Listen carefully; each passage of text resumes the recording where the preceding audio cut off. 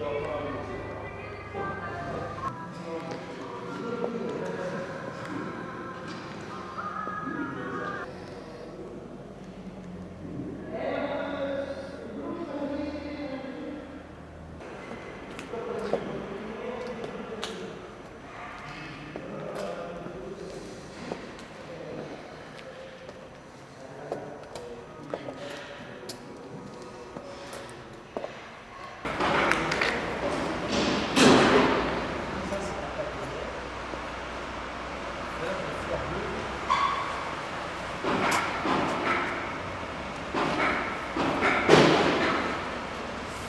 la pâte de verre.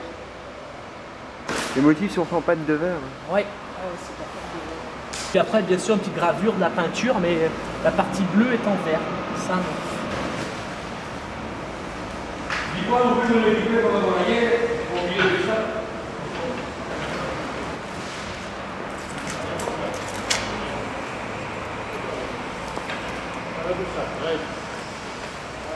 Là, de là.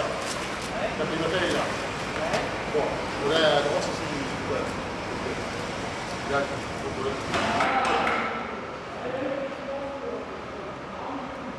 Oui, pardon. Ouais. Il y a que ce qui te présente ou Ils m'ont montré trois. Enfin, quand je les ai rencontrés ici, ils m'ont amené quelques BD, tu vois. Donc j'en ai vu 2 ou 3. Voilà, c'est tout. Mais je pensais qu'ils m'auraient fait. Moi, je pensais que ça aurait été déjà une exposition collective. Et non pas. Bah, c'est ce qui était prévu au départ. Ouais. Je vais lui envoyer un mail à Alain parce que a priori c'est le CA qui a dit que c'était lui. Bon. Qu'ils ont décidé ça a priori. Parce que moi je leur ai laissé, si tu veux, j'aurais laissé le choix. Tu vois, je leur ai dit bon, écoutez les gars, vous faites une sélection, je vous fais confiance, quoi. Tu vois, moi je sais pas non plus. Moi j'y connais que dalle en bande dessinée contemporaine. Tu connais Vincent Fortan?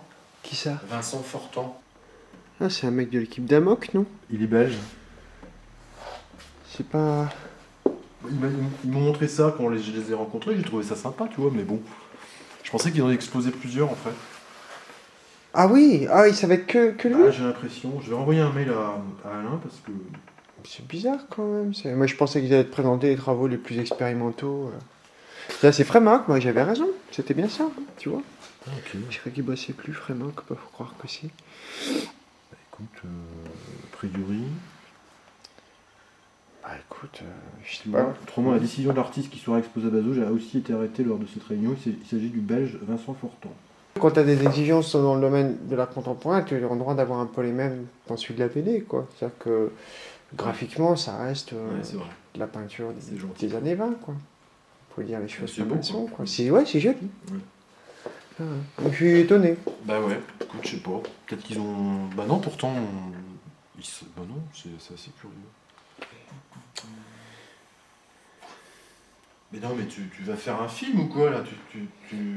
Hein? Tu vas faire un long métrage ou quoi là? Je suis en train de me demander, ouais. Ça sans déconner. T'achètes un appareil photo jetable, tu prends 4 photos et puis c'est fini ton truc là. Ah, Mais ouais. non, monsieur, il fait un film. Oh là là, putain. Quoi? Ah putain.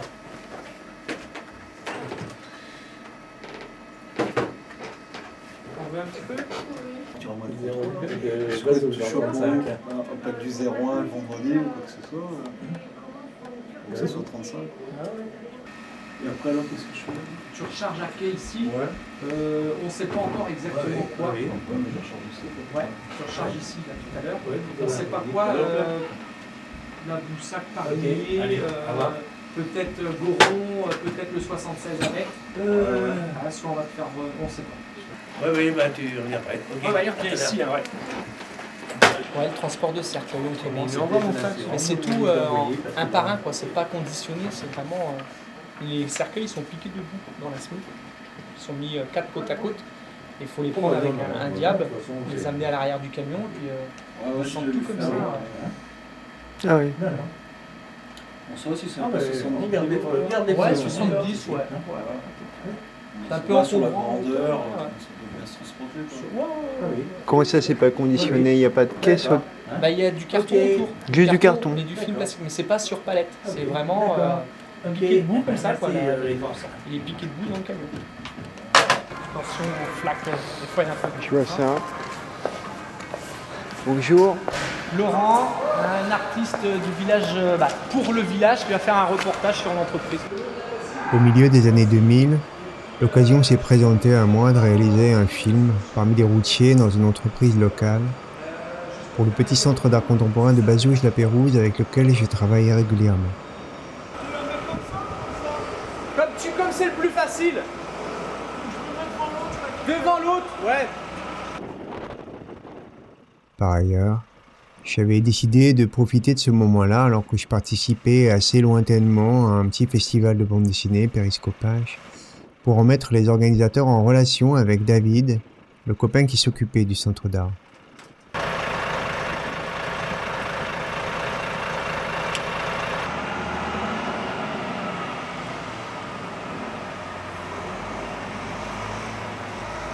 Mon désir, c'était de le convaincre de l'intérêt d'ouvrir le monde de l'art contemporain à celui des bandes dessinées, ce qui à l'époque était très loin d'être gagné. Heureusement que j'avais ouvert ma fenêtre parce que là... C'est super haut, hein. Faut pas tomber. Ah ouais. Ah ouais, c'est étonnant ça. Ouais, moi ils sont tous comme ça, hein. Ah oui. Oh oui. Et heureusement, hein. C'est vraiment étonnant ce truc. Hein. Donc là tu restes une semaine avec nous, c'est ça? Ouais, c'est ça. Ouais. Et il s'agissait également de persuader dans le même mouvement les organisateurs de ce festival de l'intérêt pour des formes et pour des milieux de l'art dont ils ignoraient à peu près tout. Tu dois savoir quand même Tu le sais faire ça? Ah oui, oui. Heureusement, hein. Parce que des fois, moi, ça m'a bien dépanné quand même. Et souvent, c'est une tournée, c'est 3-4 jours, quoi. Ou 3 jours. Ça dépend où on va. Après, il faut recharger, il faut encore décharger. Recharger encore peut-être des monuments. Parce qu'on va aussi à Orléans charger des monuments funéraires. Donc ici, des fois, on redescend avec des monuments funéraires ou un autre chargement. Et on reprend des monuments funéraires pour redistribuer dans toute la France, quoi. Qu'est-ce qui décide de la distance? C'est les commanditaires ou c'est ce que... Parce que l'entreprise, elle fait quoi? Elle va chercher des matériaux ou elle amène des matériaux locaux? C'est quoi le plus gros du travail en fait? Pour l'entreprise? Ouais, c'est d'aller chercher des matériaux étrangers, de les ramener en France? Ou c'est d'exporter des trucs locaux? Bah, je pense que c'est d'exporter, je pense. Hein. Ouais. Ah bah, parce que là, il faut prévoir des tournées, comme les monuments funéraires. C'est quelque chose quand même à bien être établi, quoi. Là, je voyais des dalles donc, qui viennent de Chine. Elles sont traitées ici pour les décors, c'est ce que j'ai compris. Ouais. Et ensuite, elles repartent. Bah oui, ils repartent dans une tournée qu'il faut... Donc là, en fait, quand tu trimbales un matériau, quel qu'il soit, tu connais pas son trajet complet, tu fais qu'une partie du trajet, tu connais pas son histoire complète, d'où il vient exactement. Bah écoutez, si on parle des monuments funéraires, c'est vite fait, hein, ça viendra de Chine plus ou moins, et puis ça ira... La confiance que David m'accordait assez généralement l'avait invité à proposer une de ses galeries à Périscopage sans se mêler de leur choix. Ni lui ni moi n'imaginions que les organisateurs du festival se préoccuperaient aussi peu du cadre qui leur était offert pour répondre à la demande pourtant claire qui leur avait été faite de proposer des formes de bande dessinée qui soient susceptibles de le convaincre par leur audace, par leur nouveauté, par leurs expérimentations, et de convaincre aussi un public habitué aux formes artistiques et aux exigences expositionnelles du milieu de l'art contemporain. Comme ça, il faut pousser jusqu'au haillon, puis on sort à la main, quoi. Quoi te dire d'autre? Ah oui, je sais pas. Je sais pas, je pars pas avec des idées préconçues sur ce que je vais faire. Moi, ce qui m'intéresse dans mon boulot, c'est de me laisser guider par les événements, les gens que je rencontre, puis après, je vois. La déconvenue de David, et la mienne aussi, en voyant arriver pour seule proposition une exposition de planches posées sur des murs, de Vincent Fortan était, disons, assez grande. Et par la suite, embarrassé par la pauvreté de cette première expérience, de cette première rencontre avec ma discipline et son biotope, David a mis assez longtemps avant d'envisager un jour d'ouvrir à nouveau sa galerie à des bandes dessinées. C'est arrivé super bizarrement. J'ai donc un ami qui bosse dans le centre d'art de Bazouges, David. Ouais. Je sais pas si tu avais déjà vu comment c'était foutu dans Bazouge. Il y a des galeries d'art contemporain. C'est le produit d'une espèce de... Comment dire, il y a eu un désir culturel il y a une quinzaine d'années assez bizarre, de faire en sorte qu'on allait délocaliser les centres d'art contemporain. Je ne sais pas trop pourquoi. Déjà en ville, ça n'intéressait pas grand monde, autant dire qu'à la campagne, tout le monde s'en fout un petit peu. Enfin bon, ça c'est fait, on a délocalisé et on éclos comme ça dans plein de bleds, dont Bazouge, les centres d'art qui, maintenant qu'ils sont là, ils doivent bien trouver des missions culturelles, missions artistiques. Et des fois, ça donne des choses assez curieuses. Tu as des associations qui contactent ces centres d'art pour leur faire des propositions, des deals. Ouais. Et là, il y a une asso dont je ne comprends pas très bien le sens, qui s'appelle Enki, qui a contacté le centre d'art et qui cherche des artistes pour créer des liens entre artistes et entreprises locales. Je ne sais pas trop ce que ça veut dire. Ah, moi je pensais que tu étais là simplement pour le funéraire, quoi. Parce que moi le funéraire, ok, mais je connais pas non plus toutes sortes de choses dessus. Moi je fais juste le transport, c'est tout, puis ça s'arrête là, quoi.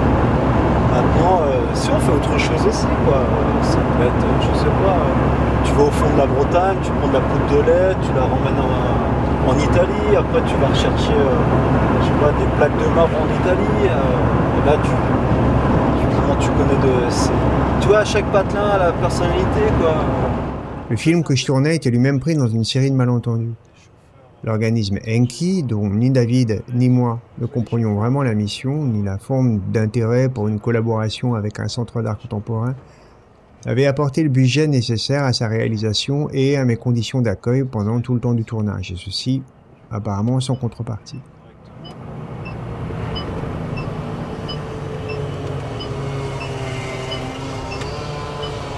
C'est vrai qu'il y a beaucoup plus de camions étrangers maintenant en Bretagne, dans des Bretons tu prends ton libre. Même ne serait-ce que des pays voisins, ils cherchent quand même d'aller dans des entreprises. Mais à mesure que le tournage avançait, il s'avérait que l'association avait une idée assez déterminée de ce que devait être le film, en présupposant que puisque le tournage se déroulait dans une entreprise de transport routier, alors il allait s'agir d'un reportage mollement social sous sa forme la plus normative. Tu vois, l'Italie, c'est pas... il y a beaucoup de choses avec l'Italie, donc c'est plus ou moins l'arrêter.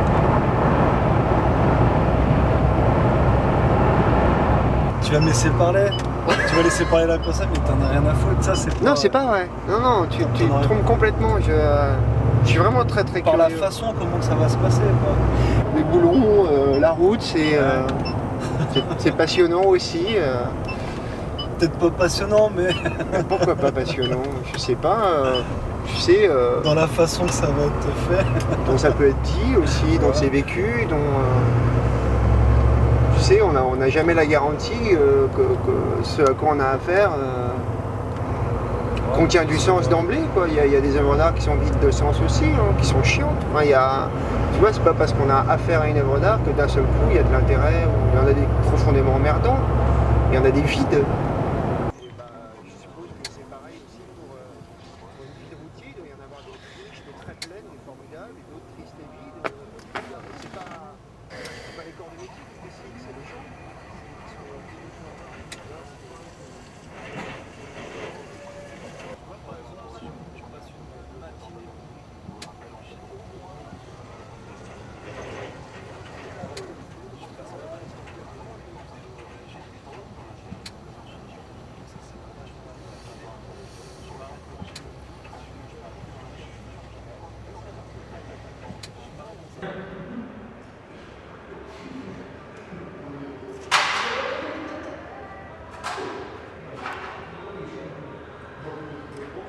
Avoir imaginé qu'un centre d'art et un artiste pouvaient être les partenaires idéaux pour aboutir à un tel objet, c'était à la hauteur du malentendu général qui laisse supposer que l'art produit du lien social et que les artistes sont disponibles pour le poste d'animateur.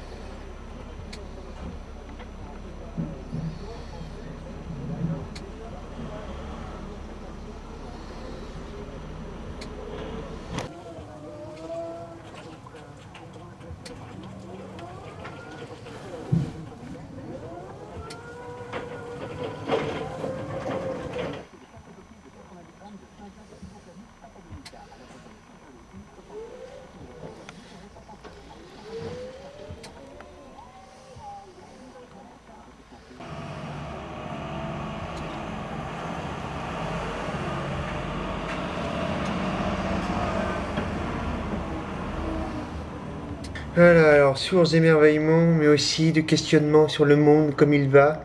Crayonnage, arpentir, les carnets se remplissent, ta. Enfin, je sais pas si tu vois le degré de connerie de tout ça, c'est effrayant. Mais alors là, tout est à l'avenant, donc regarde un peu les programmes.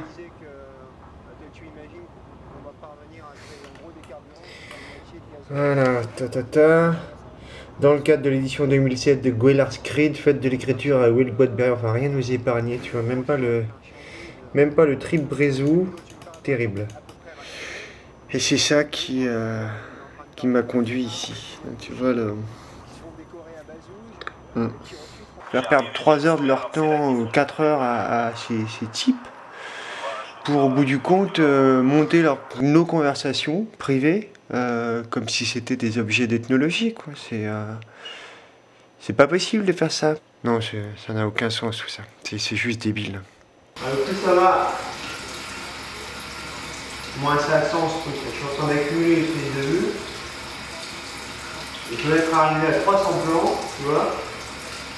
20 ou 30 heures de tournage.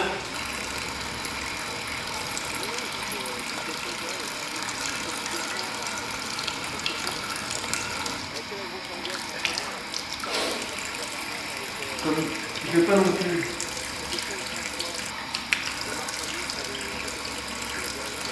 Il n'est pas question de faire ça, le documentaire. C'est quelque chose de fou. Ça devient épineux. C'est le frère, tu sais la fille qui est chez Géa, Daniela? Ouais, Eh ben, c'est son frère qui s'est mis à son compte. Ah d'accord, ok. Ouais. Qu'est-ce qu'il paraît que ton frangin, il faut pas qu'il voit ça. Ah bah non, du coup, il va gonfler le camion, la voiture. Là, je te dis, j'ai le frein à main qui a dû rester bloqué Ah ouais? et je peux plus Je l'enlever. vais chercher des cuillères. Ah ouais. Je peux plus l'enlever le frein à main. Là, j'ai mis une tasse, Vincent. Mais là, merci. Je renonçais sans aucun regret au confort matériel apporté par Enki. Je refusais de signer le moindre contrat avec cette bande de guignols et puisque j'étais là, puisque l'autorisation de tourner avait été accordée, eh bien j'ai poursuivi mon travail.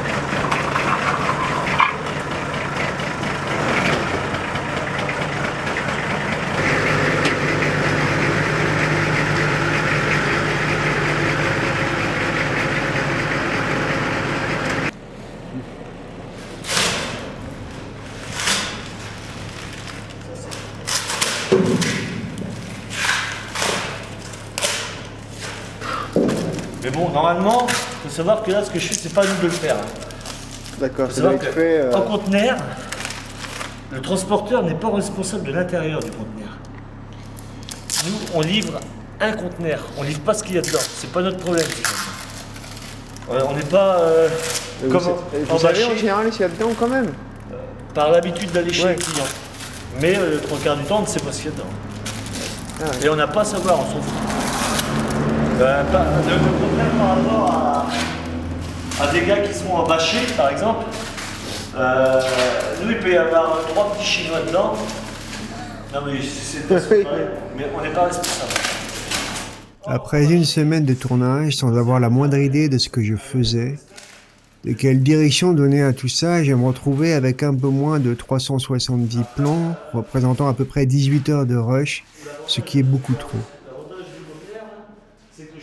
Par ailleurs, même si l'idée de faire de ça un documentaire, ou plutôt l'idée de documenter quelque chose comme le travail du routier ou une petite entreprise de transport ou est-ce que voyager pour les autres dégoûte de voyager pour soi-même était au crépuscule de mon intérêt pour ce film, eh bien la façon d'alimenter les conversations avec les hommes rencontrés au cours de cette semaine étrange avait fini précisément par constituer le matériel qu'il aurait fallu pour documenter quelque chose comme le travail du routier ou une petite entreprise de transport ou est-ce que voyager pour les autres dégoûte de voyager pour soi-même.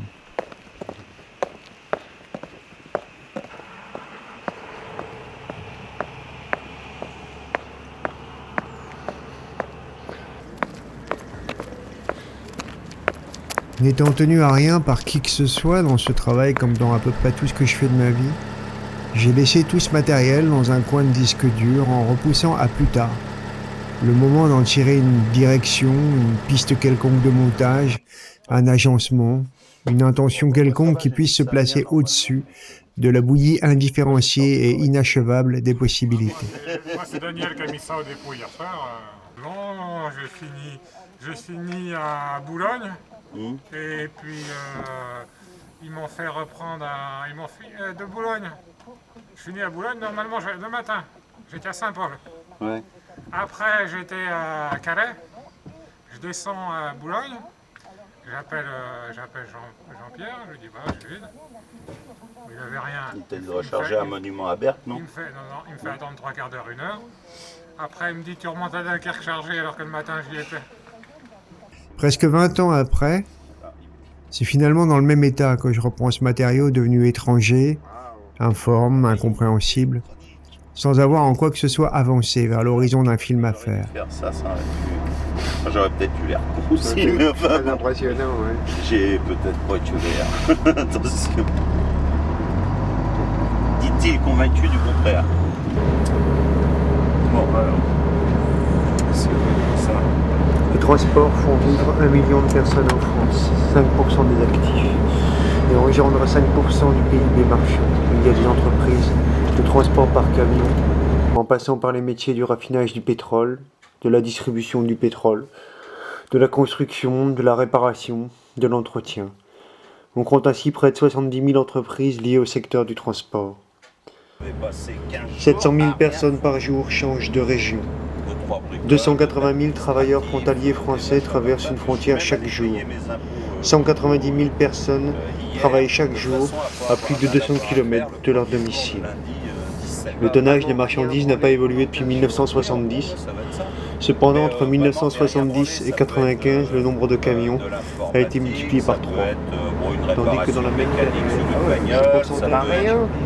Si, c'est pas... J'ai pas d'obligation de le faire au jour le jour comme le travail, mais le travail, si tu veux, c'est pour moi, c'est pas du travail. L'expérimente tonne par kilomètre passe de 45% à 65% de la. J'espère que cette caméra est moins sourde que moi et que quand elle est de côté, elle prend quand même ta voix. Je ne sais plus très bien ce que j'attendais, par exemple, de l'enregistrement des quelques textes censés accompagner mon film. Je cherchais sans doute à l'ancrer dans un tissage politique sans voir à quel point ça contredisait ma volonté de me soustraire à l'évidence du reportage. Productif, économique, subjectif. Il est assurément dommage que la société humaine rencontre de si brûlants problèmes Au moment où il est devenu matériellement... Je suppose que j'attendais superstitieusement de ces textes qu'ils flattent l'interrogation, qu'ils amènent une profondeur dialectique aux matériaux confus des prises de vue que leur seul assemblage était de plus en plus impuissant à apporter. Je n'ai jamais fait un dessin de ma vie. Même quand t'étais minot, tu dessinais pas? Non. Je croyais que tous les lardons dessinaient, moi. Il y en a un. Je croyais que tous les lardons dessinaient. Non? Les pauvres peut-être. Bah oui. Les autres font de la PlayStation. Je ne conçois un avenir que dans une espèce de déséquilibre permanent de l'esprit, pour lequel la stabilité est non seulement un temps mort, mais une véritable mort. Le travail, si tu veux, c'est pour moi, c'est pas du travail.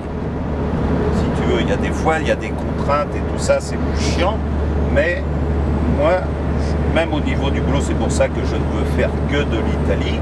Bon, ça c'est mon souhait. Après, c'est par rapport à la quantité de ce que je veux faire que je retrouve dans ce que je fais réellement.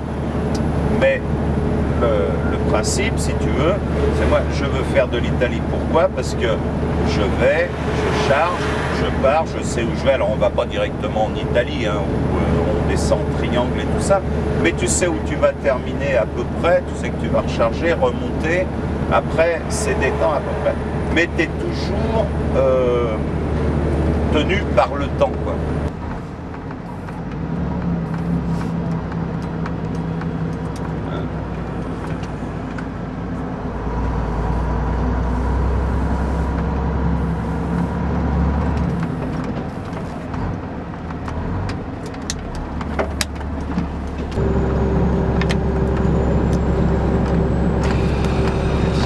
Kilomètres de bande et je sais toujours pas exactement ce que je vais faire comme travail avec.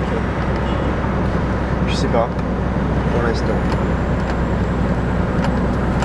Quand tu es vraiment dedans tous les jours, bon bah la question de la définition elle se pose plus.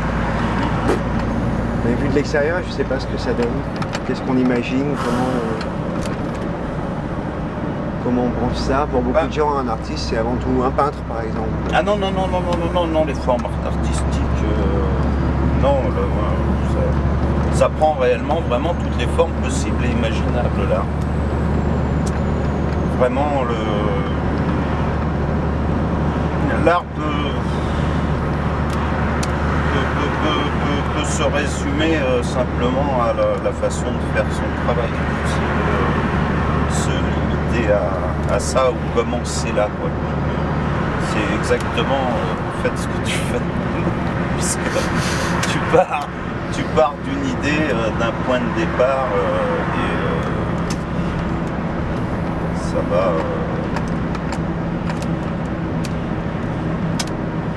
Mais oui, non, là, oui, je connais la peinture, la musique, le cinéma, si on peut dire.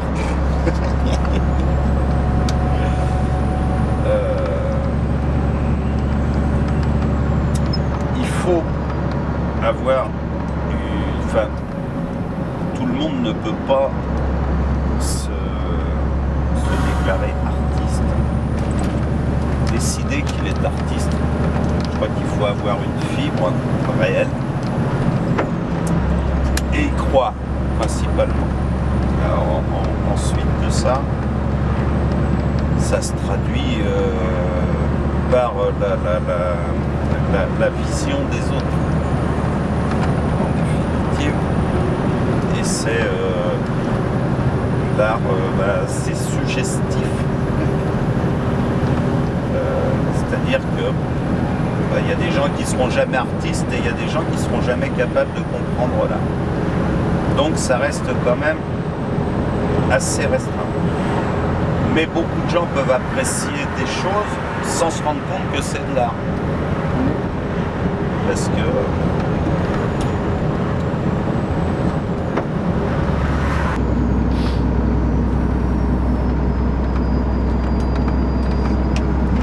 je sais pas quoi te dire à ce sujet. Pour moi, si tu veux, ça a toujours été assez impénétrable les œuvres d'art. J'ai l'habitude de me balader dans les musées italiens, dans des choses qui surgissent du XIVe ou du XVe siècle, et je peux te dire qu'elles sont largement aussi impénétrables que les œuvres contemporaines. En fait, plus je les regarde, plus elles m'échappent. Bon voilà, une Vierge à l'enfant, c'est jamais qu'une Vierge à l'enfant, et en fait, tu te rends compte que bon, une fois que tu as dit ça, c'est plutôt tout le reste qui est important, tout ce que tu peux pas dire. Si on essaye de comprendre quelque chose au travers de ça, oui, ça doit certainement être. Mais après, c'est l'imagination de chacun, et c'est peut-être là que se situe la magie, entre parenthèses. Mais qu'est-ce qui ferait que cette magie, elle marche plus devant les... Quand tu me dis qu'il y a une coupure entre ce qu'il y aura à comprendre pour certains, qui en écarterait d'autres, après tout, cette magie-là, elle n'a pas de raison de disparaître. Pourquoi elle disparaîtrait? Parce qu'on n'a pas les clés pour tenter de comprendre. Pourtant, dans un de ces moments de désœuvrement réguliers qui me prennent quand je survole les montagnes de roches qui encombrent mes espaces de stockage, ce sont ces roches-là qui se sont imposées à moi. Ce sont donc ces roches-là que je monte aujourd'hui. Montage duquel je peux au moins attendre qu'il me débarrasse d'eux s'il ne parvient toujours pas à faire un film. Moins évident, il y a peut-être moins de possibilités de savoir.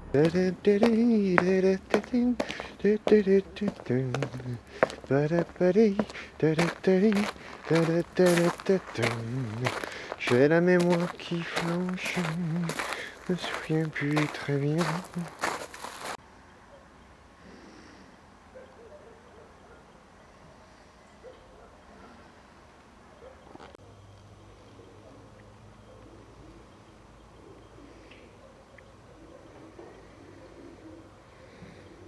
J'ai failli lui lâcher Yo le naturel et je me suis dit non, mais on va la laisser tomber. D'ailleurs, il a pas dû garder parce que ça faisait pas très naturel. Bah non, parce que quand je m'arrête, il est là en plus avec cette grosse caméra, il avait tu sais, la grosse lumière dans la tête, il était là. Vente flash. Elle est même un peu faux folle, c'est parfois faut la calmer, je dis oh, doucement la caméra parce que tu vas un peu loin.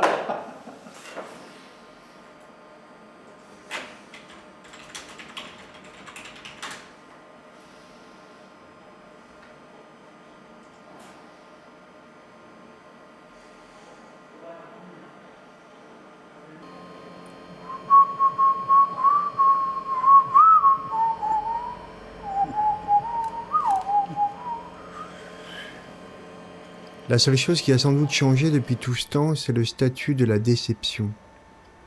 Depuis quelque temps, j'ai cessé de la craindre. Non que je ne me doive plus rien, mais disons que toute idée d'horizon n'a, à mes yeux, désormais plus la moindre importance.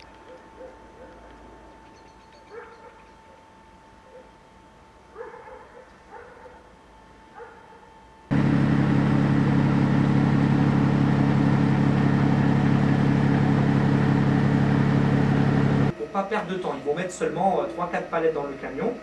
On va aller chez vous et le chauffeur il va partir là d'ici une demi-heure j'espère. Il y aura la stèle pour le Brisac, c'est à la frontière allemande là. C'est chez le même fournisseur. Donc, tout ça, ça va repartir. Tu me rappelles parce que j'ai pas l'adresse encore. Voilà Christine. Va toujours en direction de la Brisac. Et tu me rappelles. Ah, oui. Voilà. Là, ça bouge pas, ça y est, je l'ai. Oui, Ton, c'est Johan. Je t'appelle concernant un chauffeur que je t'ai envoyé une tournée Dragan. Mais tu peux l'imprimer. Quand tu sélectionnes en haut la date, tu prends la date d'hier, tu recules en arrière et tu auras la date d'hier. Tu sais, tu as la date qui clignote avant que tu imprimes. Ouais, bah tu fais la flèche en arrière et tu auras la date d'hier. Voilà Christophe. Ouais. D'accord, bah, de demain peut-être, ouais. Ce que tu veux, des Alpes, du 03. Puis ouais, je vais voir Sylvain, ouais. Non. Ah, lui, je commence à lui photo. Ouais, ça fonctionne pas. Oh le sourire. Ouais, ça m'énerve. Ça se trouve, t'as fait un 0 de trop. Demain, on a des pièces de prêtre, Daniel, chez Le Gall. La stèle qu'on a envoyée, et puis du Saint-Nicolas d'Aliermont. Et c'est je dis pas avant mercredi. SITS. Et ça va partir lundi soir. Si on y est mardi, c'est bien, mais si c'est mercredi. Les palettes, c'est pas bon, c'est pour ça. T'en as pas? Ah bon? Je sais, parce que ça ne collait pas. Ça collait tout. Moi, celui, j'ai trop petite. Ouais. Fin compte, il faut 70 de haut. Qu'est-ce que t'as comme celui-là? elles sont sur 3, Ouais, ça fait 2,10 m, 2,15 m quoi. ouais, C'est pour ça. ouais. C'est pour ça qu'elles sont Donc sur elles 3. sont déjà sur 3 dans le conteneur, elles arrivent comme ça. Voilà. Voilà. Donc Et après, pour l'instant, elles séparent pour donc quand c'est 21, c'est 21 palettes. C'est Voilà. pas 21 au sol. 21 palettes. Donc c'est 7, 3 x 7, 21. 94, 7 au sol. 82 là. Ouais, c'est le sol par 2. Donc Oui, ça fait très ouais, mais bon 7 au plancher, sol donc, quoi, ça fait 2, 2, 2. Ok. Bon. Ça avec poubelle. Et du coup, ça sucre comment ce truc? Oh, faut en mettre juste une. Hein, J'ai l'habitude de mettre un demi-sucre, faut que je mette une demi-sucrette. Ouais, ça va pas être facile. Ça va être facile. Ouais. C'est comme ça? Ouais, voilà, ça doit descendre. Ok. Là, c'est vraiment petit. T'as l'impression d'être un cosmonaute? Bonjour. Comme ça. Bonjour, ça va? Je t'ai aperçu tout à l'heure. Ouais, ça va. Froid, comme tout le monde. Il y a le brouillard qui tombe là. Là, ça, c'est encore plus froid. Ça c'est très beau. Ça. Ah ouais. beau et très froid. Ouais, ça va tout givrer. Donc moi en fait j'ai que 2 bennes qui tournent là actuellement parce qu'il y en a une à l'atelier qui change des pièces dessus et il y a Gérard qui m'a demandé pour faire un voyage en Italie la semaine prochaine. D'accord, ok. Bon bah si je peux avoir une descente, de toute façon je te retiens au courant. Merci Yves, à plus tard. Une semaine. La Sicile c'était 10 jours en général. Donc ce qui avait quand même 24 heures de mer entre Gênes et Palerme. Qu'est-ce que tu faisais avant du bateau? La sieste. La sieste, surtout. L'île grecque turque là. Non, j'ai jamais fait Samos là, non. jamais fait Non, Samos c'est Daniel Thuot et Alain Lemonnier. J'ai fait Dans que la ces cas-là, Sicile. t'as beaucoup de bateaux. Ah ouais, bah ouais, pour descendre entre Gênes et Palerme, il y a 24 heures de mer. Ouais, nous, on a eu quelques chauffeurs, des fois, quand ils déplacent un monument funéraire, ils déplacent une concession, c'est-à-dire, comment ça s'appelle quand on sort les os de terre, on les remet... Ah, zut. Enfin bref... Quand on déplace les corps. Quand on déplace un corps, ou ce qu'il en reste, quoi, les os, donc ils les mettent dans une petite boîte, donc le crâne et tous les os, tout ça, dans une petite boîte, et le monument funéraire avec. Des fois, quelqu'un qui est mort et qui est enterré, par exemple le mari d'une dame, il est enterré à Paris, puis la dame finalement, elle en a marre, elle finit sa retraite en Bretagne, elle dit son mari est enterré à Paris, elle dit non, je le rapproche de moi, quoi. Donc elle déplace tout, donc ils mettent les petits os dans une boîte, et on en a eu dans des camions aussi, des petites boîtes avec les os, un squelette, quoi. Ça, c'est peut-être le plus bizarre qu'on puisse imaginer, mais bon, tout se fait, transport. Je suis sûr qu'il y en a, ils font des choses peut-être bien encore pires que ça, quoi. Ah ouais, je sais bien que tout se trimballe tout le temps. Je pense que ceux qui transportent des organes, par exemple, mais là que c'est vivant, c'est pour une transplantation. Bon, c'est pas des transporteurs en SMI comme nous, parce que bien sûr c'est dans des petits véhicules, mais celui-là, ça doit être quelque chose aussi, se dire on transporte quelque chose de vivant, très précieux et très précieux. Ouais. Donc ça, je pense, ça doit être quelque chose de transporter ça. On l'a encore jamais fait chez nous.